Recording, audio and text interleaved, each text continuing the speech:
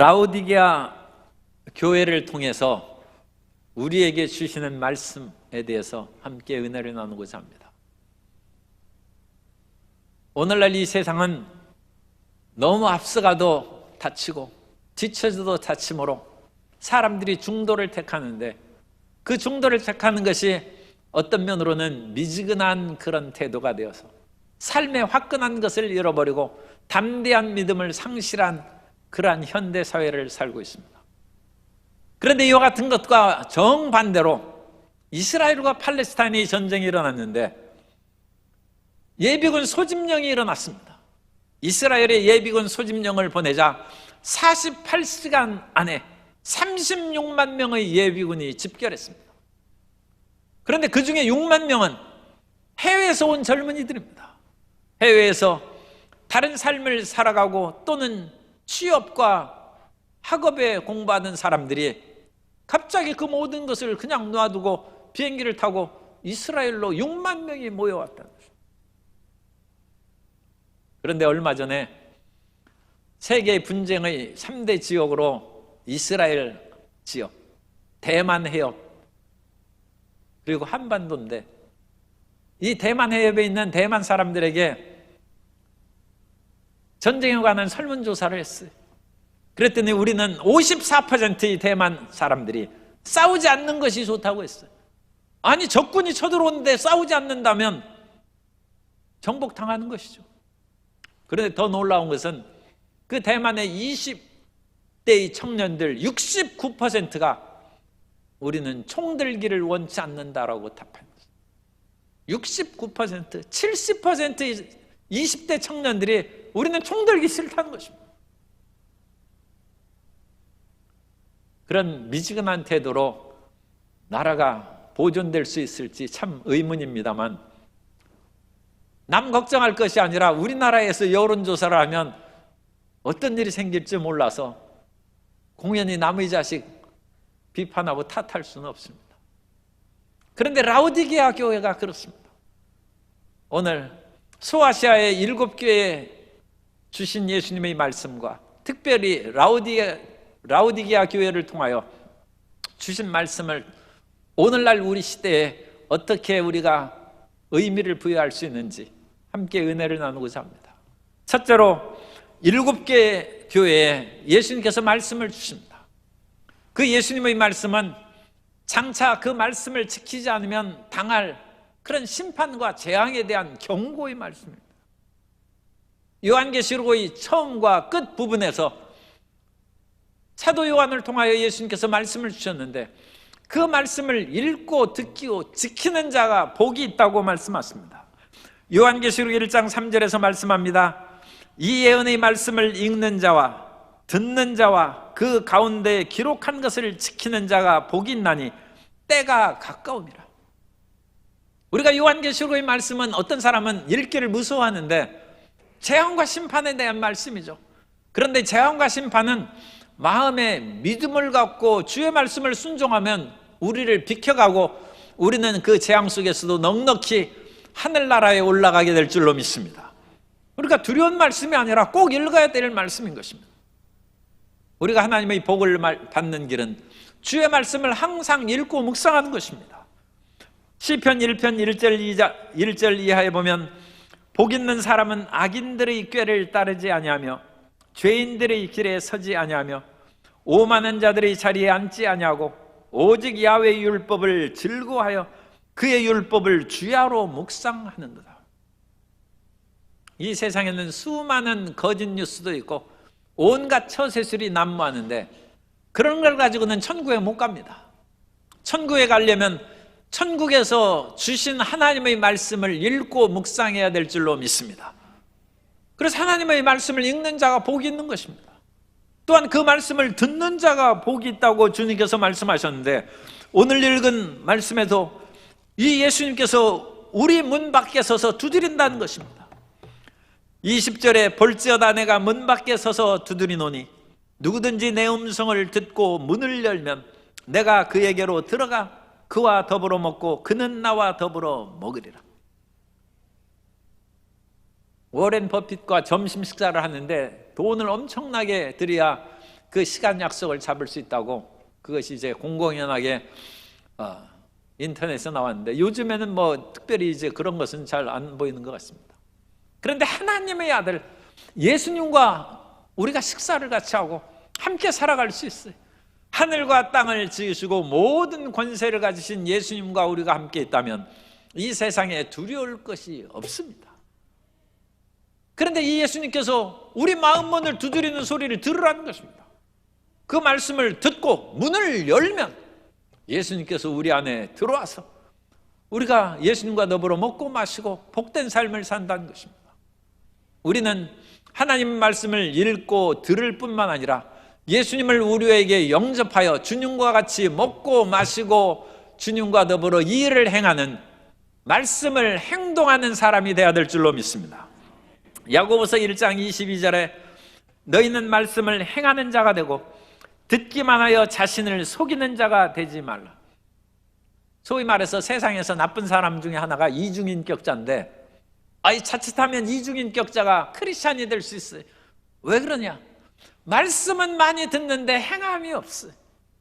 말씀은 다른 사람에게 좋게 많이 하는데 실제로 그 삶은 그렇게 살지 않아. 그럼으로써 다른 사람이 비난을 받을 수 있고, 다른 사람 비난받는 것은 둘째 문제고, 스스로를 속인다는 거예요. 자기 양심에 가책이 되고 자기 마음에 담대한 믿음을 상실해버리는 것입니다. 그러므로 우리는 주님께서 주신 이와 같은 성경의 말씀, 요한계시록의 말씀, 창세기로부터 요한계시록의 모든 성경의 말씀을 읽고 듣고 설교를 통하여 듣고 그 말씀을 지켜 행함으로 말과 행동이 하나가 되고 하나님의 사랑받는 자녀가 되어야 될 줄로 믿습니다. 특별히 7교회에 주신 이 말씀을 7교회가 잘 듣지 않았습니다. 그 말씀을 읽고 듣고 지켜 행하지 않았기 때문에 지금 그 소아시아 지역은 튀르키예 지역인데 이 튀르키예 지역에 교회가 하나도 없어요. 물론 선교사들이 가서 세운 교회가 있습니다만 이 튀르키예는 이슬람교입니다. 그리고 7교회는 다 무너져 버렸습니다.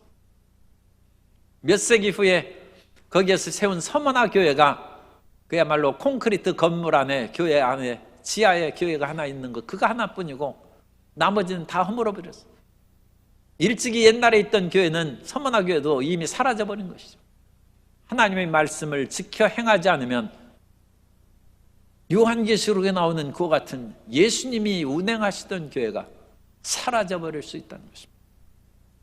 그런데 그 7교회 중에서 7번째 마지막 교회 라오디게아 교회는 현대교회와 아주 유사한 것이 있어서 두 번째로 7번째 라오디게아 교회를 보겠습니다. 이 라오디게아 교회는 도시 명칭이 원래 라오디게아가 아니었는데 셀류커스 왕조의 안티오코스 2세라는 왕이 있었어요.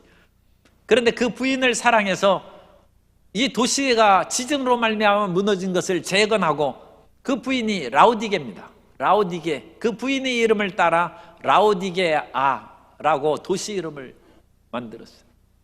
그런데 이 도시를 재건한 까닭은 이 도시가 유익함이 있기 때문입니다.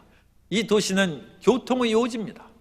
그래서 교통이 아주 발달된 지역이기 때문에 도시를 재건할 필요가 있어요. 오늘날 우리가 집을 살려면 교통이 빈번하게 오가는 그런 길목에 집을 사고 건물을 사야 나중에 팔 때도 그게 잘 팔립니다.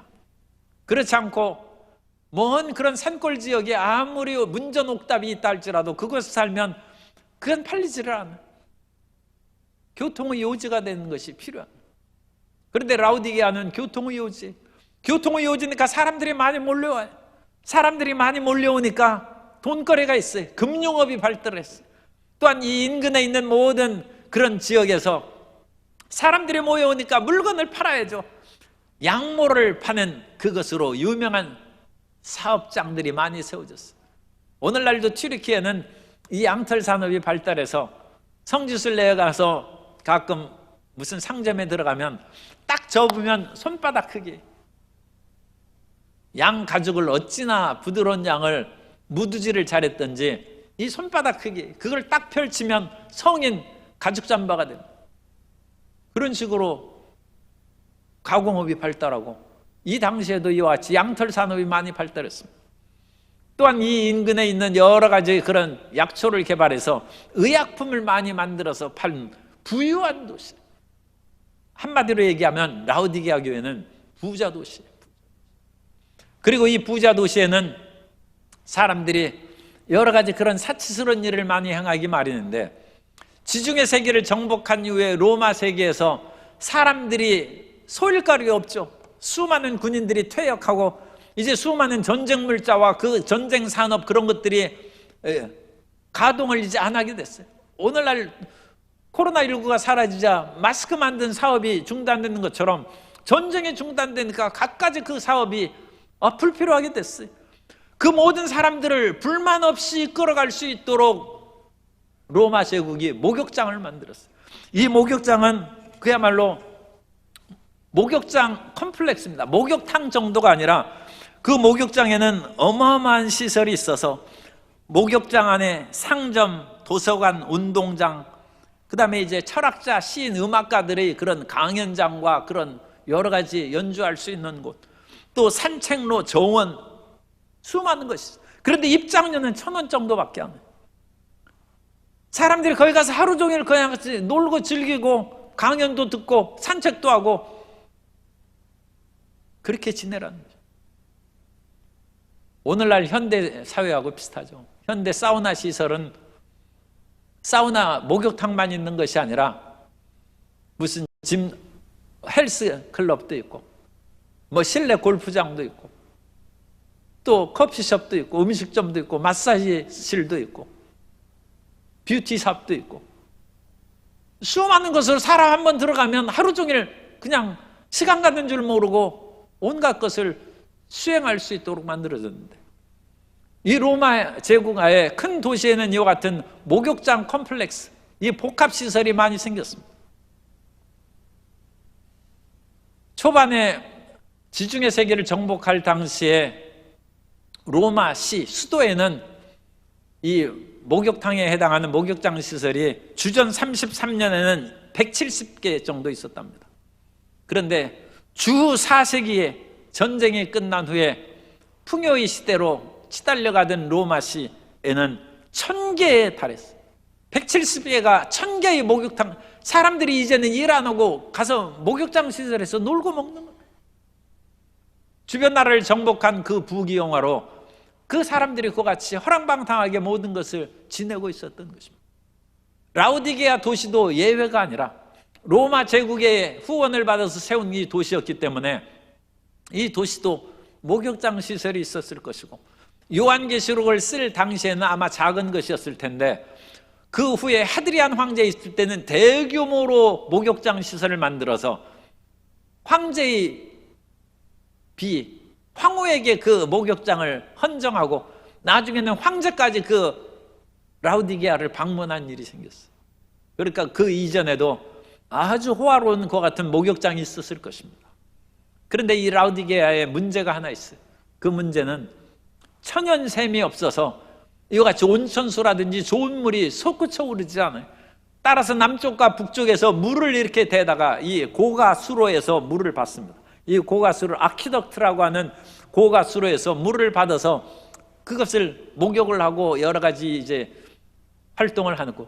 자기들이 그런 음식을 만들 때도 그런 먹는 음료로 쓰고 그러는데, 목욕하는 데 있어서 문제가 되는 것은 그 지역에서 이제 온천수의 물을 가져가 이렇게 끌어오는데 라오디게아 시에까지 오면 물이 미지근하게 돼요. 그래서 시원하지도 않고 온천 목욕을 할 만큼 뜨겁지도 않고 이 미지근해서 영 기분이 오히려 언짢은 것입니다. 그런데 그와 같은 것이 신앙심에도 그렇다면 무엇인가 열정 있는 믿음을 갖고 일하는 것도 아니고, 그렇다고 차가워서 저 사람을 위해서 정말로 열심히 기도해 줘야 하는 그런 태도도 아니고, 이것은 교회에 다니는 것도 아니고 안 다니는 것도 아니고 기도하는 것도 아니고 안 하는 것도 아니고 찬송 부르는 것도 아니고 안 하는 것도 아니고 미지근하여서 예수님이 토하여 내버리고 싶은 그런 상황에 라오디게아 교인들이 처해 있었다는 것입니다. 옛날에 과학 실험을 하던 그런 대학에서 이런 그 비커에 개구리를 넣고 0.1도씩 그것을 온도를 가열했어요.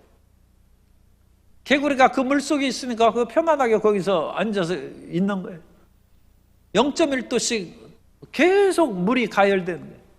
그런데 그것이 10도, 20도, 30도, 그런데 조금씩 가열되기 때문에 개구리가 눈치채지 못하는 거예요. 그 미지근한 물에서 이제 느긋하니까 다리를 뻗고 이렇게 하는데 40도 뜨거운데도 뛰쳐나가지 않는다는 것입니다. 50도가 됐는데도 안 뛰쳐나가요. 나중에 그 개구리는 물이 끓을 때까지 삶아 죽었어요. 미지근한 물이 개구리를 삶아 죽이는 것입니다. 오늘 미지근한 그런 신앙으로 살아서 우리가 반드시 천국에 간다든지 하나님의 사랑을 받는다는 보장이 없습니다. 오늘 우리는 라오디게아의 그런 신앙생활을 하면 안 됩니다. 우리의 마음을 깨어서 열심을 품고 주님을 섬기는 하나님의 자녀가 되어야 될 줄로 믿습니다. 그래서 세 번째로 라오디게아 교회를 통한 현대 교회의 그런 경종 소리를 우리가 우리 마음 가운데 하나님께서 깨어나라는 종소리가 들려야 돼요. 옛날에는 새벽 기도하는 것이 힘들어가지고 요즘에는 안 힘듭니까? 그렇게 물으면 별로 안 힘듭니다. 그런데 20대에는 굉장히 힘들었어요. 어느 때는 이불을 개놓고 그걸 붙잡고 울기까지 했어요. 새벽 기도하는 것이 쉽지 않아요. 그런데 이 새벽 기도를 깰 때는 가끔씩 종소리가 울렸다. 종이 없는데도 종소리가 치는. 하나님이 천사를 통해서 옆에다가 종을 치는 거예요. 오늘 라오디게아 교회에 주시는 말씀이 성도님의 심령에 하나님의 종소리를 들리게 되시기를 주님 이름으로 축복합니다. 이것은 반드시 이루어질 일이기 때문에 제가 이와 같이 강조해서 말씀을 드린 것입니다. 14절에 보면 라오디게아 교회의 사자에게 편지하라. 아멘이시오. 우리가 진실을 떼는 아멘, 진실로란 뜻이에요. 그런데 예수님이 아멘이시오, 충성되고 참된 증인이시오, 하나님의 창조의 근본이신 이가 이르시되, 예수님이 자신을 이거 정말로 이루어질 일이라고 강조해서 거듭거듭 아멘이요 충성되고 참된 증인이시라 그렇게 말씀하신 것입니다. 그 예수님께서 이 라오디게아 교인들에게 어떻게 말씀하셨냐? 라오디게아 교인들이 너희가 생활이 여유 있고 모든 것이 풍족하여 17절에 내가 말하기를 나는 부자라, 부유하여 부족하는 것이 없다 하나 내 곤고한 것과 가련한 것과 가난한 것과 눈먼 것과 벌거벗은 것을 알지 못한도다. 라오디게아 교회는 자기들이 사는 집이 굉장히 비싸요. 어떤 그 연예인이 자기가 살던 집을 팔았는데 정말 믿어지지 않아요. 얼마 전에 샀다가 팔았는데 시세 차익이 60억이래. 60억을 아마 시세 차익으로 이익을 봤을 것이다. 물론 세금을 많이 떼야 되겠지만 어쨌든 60억. 아니 사람이 평생을 벌어도 60억 벌기가 보통이 그거 버는 사람이 얼마나 되겠어요? 그런데 강남에 그 집을 사놓고 얼마 있었더니 그냥 60억을 벌었다. 참 어쨌든 라오디게아 교회가 부자예요. 그래가지고 교통이 발달된 그런 요지에 있어가지고 이 사람들이 부족함이 없어요. 그런데 이 사람이 부자인 것은 괜찮아요. 부자 다음에 무엇을 하고 사느냐, 그것이 중요한 것입니다. 그런데 이 사람들이 라오디게아의 좋은 교통의 요지에서 금융이 발달하고 양털 산업과 여러 가지 의학 산업이 발달해서 부자된 것은 좋은데 그 다음에 그 사람들은 하나님을 위하여 일하는 것이 없고 이웃을 사랑하는 것이 없다는 것입니다. 그래서 하나님이 보시기에는 가난한 사람이고 이웃 사랑의 면에는 가련하고 곤고하고 벌거벗은 처참한 상황이라는 것입니다. 나사로와 부자 이야기에 보면 이 부자는 자색 옷을 입고 고운 베옷을 입었어요.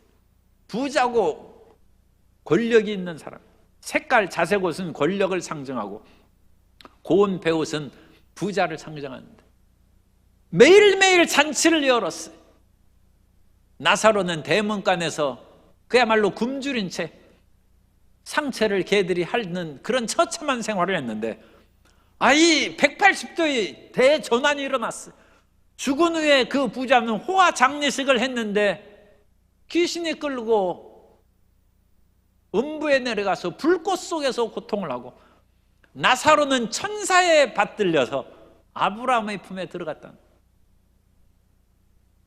이 땅에서 하나님을 위하여 일하는 것이 없는 사람은 나중에 그 극명한 차이가 나타난 것입니다. 라우디게아 교회는 부자라고 하지만 하나님이 보시기에는 그들이 지극히 가난하고 가련한 존재다. 이 세상에 없어질 것 같은 일들만 붙잡고 살아가므로 그들이 가련한 존재라는 것입니다. 뿐만 아니라 이 사람들은 평안하게 살아서 고생을 모르고 살아. 그런데 사람은 그야말로 비바람에 견딘 화초가 진딧물도 없고 강하게 아름다운 꽃을 피워요. 온실 속의 화초는 밖에 내놓으면 쉽게 시들어버리고 비바람 속에 견디지를 못하고 그냥 가지가 휘어버리는 거예요. 라우디게아 사람들이 온실 속의 화초처럼 너무 연약한 믿음을 갖기 때문에 불로 연단한 믿음을 가지라. 성도 여러분, 고생스러운 것을 너무 비관하지 마시고 그 고생은 우리의 믿음을 금처럼 만든. 금도 금광석이 처음 개발했을 때 그것은 불순물이 많습니다. 그것을 풀무에 놓고 금 도가니에서 연단해야 금 순도가 80%, 90%, 그래서 99.9%가 되는 것은 끊임없이 불 가운데 연단하고 연단하면 순금이 되는 거예요. 우리의 믿음이 저절로 강한 믿음이 되고 하나님이 기뻐하시는 순금의 믿음이 되는 것이 아닙니다.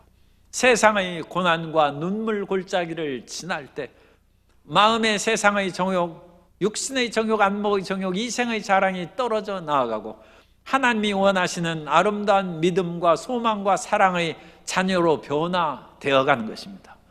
그러므로 고통당하는 것은 참 안타깝지만 그 고통은 우리를 파괴시키는 것이 아니라는 것을 믿고 불로 연단한 금 같은 믿음을 갖게 되시기를 예수님 이름으로 축원합니다. 그래서 양털 옷 입고 그야말로 좋은 가죽 옷 입었다고 자랑하지 말고 믿음의 흰옷을 입으라는 거예요. 믿음의 흰옷을 입고 하나님의 나라는 정결한 흰옷을 입은 천사들도 피부색으로 얘기하면 새카말 수도 있어요. 그러나 하나님의 영광의 빛이 흰빛이기 때문에 다 천사들이 흰옷을 입고 있어요. 우리도 천사와 방불하여 천국에서 거룩한 흰옷을 입는 믿음의 사람이 되어야 될 줄로 믿습니다. 그래서 고생을 좀 괴로워하기는 할지라도 나는 이 고생을 이기고 이 연단을 이기고 믿음으로 성장한다. 그와 같은 꿈과 비전으로 전진해 나아가게 되시기를 주님 이름으로 축복합니다. 그리고 그와 같은 삶을 살아야 되는 이유는 이 세상은 잠시 잠깐이잖아요. 10살, 10대 때에는 하루빨리 어른한테 나와가지고 매일매일 그야말로 키를 재고 매일매일 수염이 생기는지 살펴보고 자라나는 것을 생각하지만 50대 넘고 60대 되면 세월이 살같이 지나가네요. 화살같이 빠르게 지나가요. 인생이 그러니까 허무하게 지나간다. 그러므로 이 세상에 너무 미련을 둘 거 없어요. 지금 10대, 20대라고 너무 자만할 것도 없어요. 세월은 순식간에 다 지나가 버립니다. 그러면 우리는 이 지나가는 세상 속에서 눈을 크게 뜨고 멀리 바라봐야 되는데 무엇을 바라봅니까? 천국을 바라보는 성도 여러분 되시기를 주님 이름으로 축복합니다. 아브라함이 애굽에서 나와서 부유하게 되고 그 조카 롯도 부유하게 됐어요. 그런데 아브라함과 조카 롯이 사이가 좋지 않게 될 일이 생겼어요. 왜냐하면 아브라함의 목자와 조카 롯의 목자들이 이 좁은 지역에서 양떼, 가축대가 많아지니까 먹일 풀이 없고 마실 물이 부족한 거예요.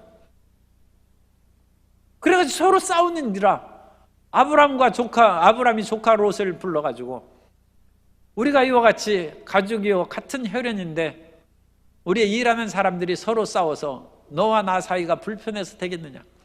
그러므로 내가 먼저 좋은 땅을 선택해서 그 지역으로 떠나라. 그러면 그 다음에 내가 가지 않는 다른 지역으로 내가 이사를 가도록 하겠다. 그래서 아저씨 삼촌인 아브라함이 조카 롯에게 먼저 선택권을 주고 그야말로 참 훌륭한 삼촌이죠. 그런데 롯이 자기가 갈 곳을 이렇게 찾다가 엉뚱한 데를 찾았어요. 그러니까 이 롯이 믿음이 있어도 영적인 것 같은 세계를 바라보는 눈이 부족한 거예요. 창세기 13장 10절 이하에 보면 이에 롯이 눈을 들어 요단 지역을 바라본즉 수알까지 온 땅이 물이 넉넉하고 야훼께서 소돔과 고모라를 멸하시기 전이었으므로 야훼의 동산 같고 애굽 땅과 같았더라. 그러므로 롯이 요단 온 지역을 택하고 동으로 옮기니 그들이 서로 떠난지라. 이 롯은 육신의 눈밖에 없었어요. 그래서 소돔과 고모라가 있는 도시의 요단 들편을 택했다는 거죠. 그것은 소돔과 고모라가 하늘에서 불과 유황불이 내려서 다 멸망할 때 그 들판도 다 불에 타버리고 오늘날 그 지역이 사해 남부로 잠겼을 것이다. 그거 같이 생각하는 지역이 다 없어져 버릴 지역이에요. 그 없어질 지역을 롯이 보고 아직 심판할 때는 지금 몇십 년의 세월이 남았죠. 그래서 그 지역으로 자기가 이사갈 곳을 결정하고 그곳으로 갔다는 거죠. 그 결과는 우리가 알지 않습니까? 그 결과는 그야말로 모든 재산을 잃고 가족만이 나오다가 그 가족 롯의 아내도 또 뒤돌아봐가지고 소금기둥이 되고 온 집안이 그야말로 파탄에 처했어요. 눈이 나쁘면 안약을 살러 봐야죠. 육체의 눈도 밝아야 되지만 더 중요한 것은 영적인 눈이 열리는 것입니다. 많은 찬송가를 지은 파인 크로스비 여사는 눈이 멀었어요. 그런데 눈이 먼 이후에 하늘의 세계가 보이기 시작했어요. 그래서 마음으로 보이는 그 하늘의 세계에 수많은 찬송가를 작곡했어요.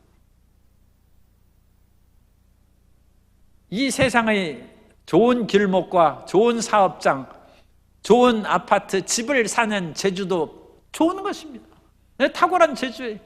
그러나 그것으로 이 땅에만 묻혀 있다면 그 재주는 비극적인 재주입니다. 이 세상에만 묻혀 살면 그건 마귀 속임수에 넘어가는 것이죠. 우리는 그런 재주를 뚫고 영원한 천국을 바라보는 눈이 열려야 될 줄로 믿습니다. 라우디게아 교회, 라우디게아 도시 그 지역 사람들은 좋은 길목에서 교통의 요지에서 돈 벌고 사업하는 데는 능수능란했어요. 그런데 천국을 바라보는 그 같은 눈이 멀었다는 것입니다. 예수님이 보기에는 그 눈이 멀었다는 것입니다. 안약을 사서 믿음의 안약을 사고 성경이 안약입니다. 성경을 통하여 영원한 세계를 바라보는 눈이 열리게 되시기를 주님 이름으로 축복합니다.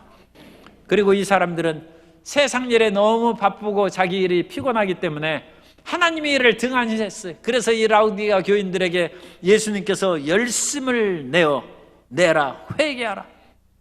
열심을 내라는 것은 진행형입니다. 열심은 한 번만 내면 안 돼. 가끔 어떤 사람은 한 번만 열심을 내고 교회에서 화다닥 봉사하고 하고 그 다음에는 금방 시험에 들어가지고 이제 봉사도 안 하고 그런 일이 있는데 열심을 내는 거 계속 해야 돼. 끝까지 해야 돼. 회개하는 것은 이것은 단순 과거로 되어 있어요. 한 번 회개하면 끝내야 돼. 그래야지 맨날 회개하는 사람이 있어요. 그건 맨날 죄 짓는다는 얘기인지 아니면 회개가 그 마음에 속 시원하지 않아서 계속 회개만 기도한다는 것인지 이해가 안 돼. 회개는 한 번 하는 것입니다. 회개는 이건 부정과거로 그냥 일시적인 거예요. 일시적. 하나님 앞에 진실로 회개하고 하나님께서도 잊어버리는 그 죄를 다시 기억하여 회개한 일이 없도록 마음의 평안과 담대함을 주시기를 주님 이름으로 축복합니다. 그래서 회개는 싹 하고 치워버리는 것이고 열심은 끝까지 진행형이에요. 끝까지 열심을 내야 돼요. 종교개혁의 그와 같은 빛을 이룬 그 믿음의 사람들의 선진에 수도원 운동의 수도사들이 많이 있습니다. 왜냐하면 수도원들의 수도사들은 그 당시 중세교회가 성직을 매매하고 물질과 여러 가지 부도덕한 일이 많이 있었어요. 그래서 세속화되고 타락한 거예요. 그런데 그런 것들이 예수님을 믿으면서 어찌 그런 생활을 하느냐 해가지고 뛰쳐나아가서 산속에서 굴속에서 광야에서 기도 생활을 전념하고 또 수도원으로 딱 엄청나게 높은 담을 쌓고 한 번 들어가면 못 나오는 수도원들이 많이 있어요. 그 속에서 기도한 사람들의 영성으로 기독교가 유지됐는데 그 영성으로 말미암아 종교개혁이 일어나고 오늘날 기독교가 새로운 정화운동이 일어나게 된 줄로 믿습니다. 그런데 이 수도운동을 처음 시작한 사람의 안토니오라는 사람이 있어요. 그 안토니오가 그냥 평상시대로 예수님을 믿었는데 20살 때 성경을 읽으면서 깨달았어요. 내가 하나님 앞에 진실되이 말씀을 듣고 순종하는 삶을 살아야 된다. 그래서 그 20세의 안토니오의 목적은 판사가 되는 것이 목적이 아니고 의사가 되는 것이, 의사 판사도 많이 해야 돼. 정치가가 되는 것도 목적이 아니고 나는 하나님의 말씀대로 사는 것을 인생의 목표로 삼았어. 이런 목표가 이게 위대한 목표죠. 그런데 그런 목표를 정말 우리의 자녀들이 잘 하고 있는지 모르겠어요. 그리고 그런 목표 가지면 너 제발 그러지 말고 판검사해라, 그렇게 부모님이 말리는 크리스찬 부모님이 계시지 않나, 또 그것도 염려돼. 그런데 안토니오는 그걸 목표로 삼고 이제부터 문제가 생겼어. 온 집안을 내가 하나님을 말씀대로 산다는데 필요 없다 해가지고 모든 유산, 재산을 다 가난한 사람들에게 나눠주고 광야로 들어가서 기도 생활을 시작했어요. 먹을 것도 없으니까 그야말로 일주일에 이틀 내지 닷새를 금식하는 때도 있어요. 그야말로 이건 금식인지 굶는 것인지 그러면서 기도 생활과 말씀 읽는 삶을 살았는데 친구들이 그 소식을 듣고 그야말로 광야로 나귀를 타고 와가지고 거기에서 먹을 것을 내려주면 겨우 먹고 그렇게 15년을 수도 생활을 했어요. 그리고 이제는 웬만큼 나에게 믿음이 생겼다 해가지고 마을로 내려와가지고 다 떨어진 이제 신발을 구두 수선방에서 빼매고 있는데 보니까 초라하기가 그지없어요. 이 수도사보다 더 그냥 누더기 옷을 입고 있어요. 당신 어떻게 생활합니까? 가족은 몇 명입니까? 그러니까 애들이 8명이래. 그럼 부부까지 합쳐서 10명이란, 아니 10명이 되는 부부가 이 초라하게 구두 끼워가지고 어찌 먹고 삽니까? 그 수도사가 너무 가련하고 불쌍하게 보여서 그 말을 했더니 그 구두 입는 사람이 정색을 하면서 나의 할 일은 수도사와 같은 당신들의 신발을 기어서 발을 편하게 하고 어려운 떨어진 사람들의 신발을 저렴한 값으로 내가 봉사해서 일하는 것이고 먹고 사는 것은 하나님이 채워주십니다. 15년 수도한 사람이 구두 수선한 사람한테 설교를 들었어요. 아직 멀었구나 해서 다시 산으로 광야로 들어가서 20년 동안 또 기도했다. 그리고 나서 하나님의 말씀을 진정 순종하고 받아들이면서 그렇게 굶기를 발먹했는데도 안토니오 수도사가 105세 때 2 다리를 뻗으며 이제 나는 편안하게 천국 간다 하고 105세에 돌아가셨어요. 오늘날 이 시대가 여전히 빛이 있는 것은 이런 진실한 믿음을 가진 교인이 있기 때문입니다. 진실한 믿음을 가진 성도들로 말미암아 광주 순복음교회가 숨쉬고 살아있는 것이고 진실한 믿음의 크리스찬들이 있기 때문에 한국교회가 남아있는 것입니다. 한국교회의 수많은 지도자들의 부도덕하고 탈선 행위를 바라보며 사회가 교회를 걱정하고 있지만 그래도 하나님께서 교회를 남기신 것은 보이지 않는 이 진실한 수도사 같고 보이지 않는 구두 수선을 하면서 하나님을 섬기는 그 사람들이 있기 때문에 그 열심을 내어서 목숨을 바쳐서 섬기는 그 사람들을 통하여 우리 교회를 지키시고 한국교회를 지키시고 세계교회를 보호하여 주신 줄 믿습니다. 오늘 우리도 우리 마음 가운데 이 하나님의 종소리를 듣고 그와 같은 믿음의 길로 걸어가게 되시기를 주님 이름으로 축복합니다. 하나님께서는 열심을 내고 회개하여 그 길로 걸어가라는 것입니다. 그 길로 걸어가는 것이 나만 사는 것이 아니라 가정을 살리는 길이요, 교회를 살리는 것이고 세계의 평화를 가져오는 길이 된 줄 믿습니다. 그러므로 주님께서는 분명히 말씀합니다. 이 말씀을 듣고 육신의 정욕을 이기는 자마다, 21절입니다. 이기는 그에게는 내가 내 보좌에 함께 앉게 하여 주기를, 내가 이기고 아버지 보좌에 함께 앉는 것과 같이 하리라. 귀 있는 자는 성령이 교회들에게 하시는 말씀을 들을지어다. 믿음의 승리자가 되어서 예수님이 인정하고 자랑할 수 있는 저와 여러분 되시기를 주님 이름으로 축복합니다. 그 사람이 있고 그런 믿음의 사람이 있는 한 교회는 흔들리지 않습니다. 너무 교회에 대해서 걱정하실 것 없고 하나님의 나라에 대해서 걱정할 것이 없습니다. 보이지 않는 믿음의 사람들, 엘리야 때만 해도 하나님, 믿음을 가진 사람이 나밖에 없습니다 할 때 보이지 않는 7,000명의 신앙인을, 믿음의 담대한 사람을 남겨두신 것처럼 오늘날 이 시대에 그런 사람이 많이 있습니다. 우리도 그런 사람의 대오에 같이 합류해서 믿음의 길을 걸어가고 세상의 유혹에 흔들리지 아니하고 내가 모든 것이 편하기 때문에 세상 속에서 살아가야 되겠다는 라오디게아 교인들의 나는 부자나 부족함이 없다는 그런 망상에 빠지지 아니하고 진실로 하나님을 섬기고 이웃을 사랑하며 주의 기뻐하신 일을 행하는 주의 자녀들 다 되시기를 예수님 이름으로 축원합니다.